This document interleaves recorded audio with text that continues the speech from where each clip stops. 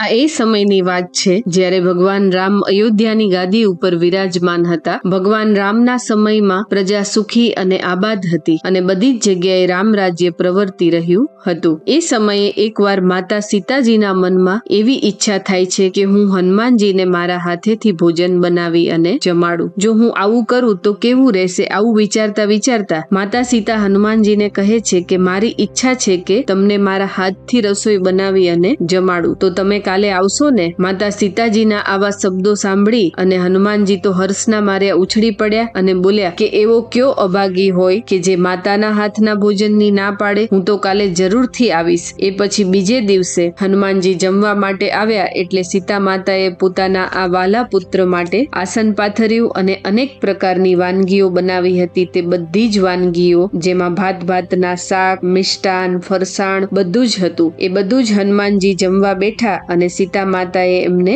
ભોજન પીરસતા હતા. એક પછી એક વાનગીઓ સીતાજીએ થાળીમાં મૂકતા અને હનુમાનજી વખાણીને મોઢામાં મૂકતા જતા હતા. થાળીમાં જે કઈ મુકાતું એ હનુમાનજી માત્ર એક જ કોળિયામાં મોઢામાં મૂકી દેતા. આ રીતે સીતાજી એક એક પદાર્થને મૂકતા જતા અને હનુમાનજી તે ખાતા જતા. ધીમે ધીમે બધી જ રસોઈ પૂરી થઈ ગઈ તો પણ હનુમાનજી તો હજી ભૂખ્યા જ હતા અને હનુમાનજી પાછા સીતાજીને કહેતા જતા કે માતા, આજે તો ગજબની ભૂખ લાગી છે, હજી તો મારી ક્ષુધા શાંત થતી જ નથી. હનુમાનજીના આવા શબ્દો સાંભળી સીતાજી તો ગભરાઈ ગયા અને સીતાજી મનમાં વિચારે છે કે હનુમાનજી તો હજી ભાણા ઉપર જ બેઠા છે અને હજી એમને ભૂખ પણ છે અને રસોઈ તો છે નહીં. હવે હું શું કરું? એ પછી જેટલા પણ પદાર્થ રસોડામાં હતા એ પણ સીતાજીએ હનુમાનજીની થાળીમાં મૂકી દીધા. પણ હનુમાનજી તો હજી આસન ઉપર જ બેઠેલા રહ્યા, ત્યાંથી ઉઠવાનું નામ જ લેતા નથી. પછી તો સીતાજીની ગભરાહટનો પાર ન રહ્યો અને સીતાજી વિચારે છે કે જો હવે હનુમાનજી ઊભા નહીં થાય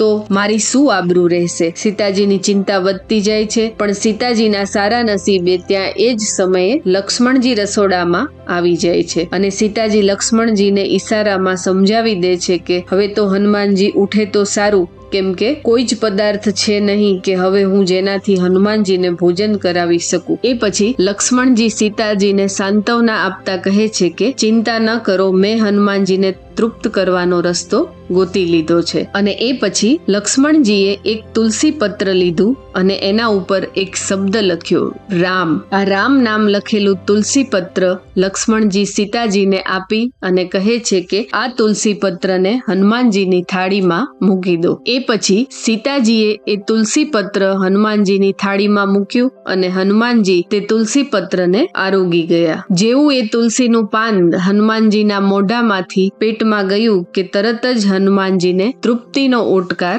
આવી ગયો અને તરત જ હનુમાનજીએ પોતાનો હાથ પેટ ઉપર ફેરવ્યો અને કહ્યું કે માતા, આજે તો આપે મને ખૂબ જ મન ભરી અને પેટ ભરીને જમાડ્યો છે. અને એ પછી હનુમાનજી માતા સીતાજીને પગે લાગે છે અને આનંદથી વિદાય લે છે. આ પૂરા પ્રસંગનો એવો અર્થ સમજાવતા સીતાજી લક્ષ્મણજીને કહે છે કે હનુમાનજીને ફક્ત રામ નામની જ ભૂખ છે અને રામ નામ જ હનુમાનજીને તૃપ્ત કરી શકે છે. જય શ્રી રામ.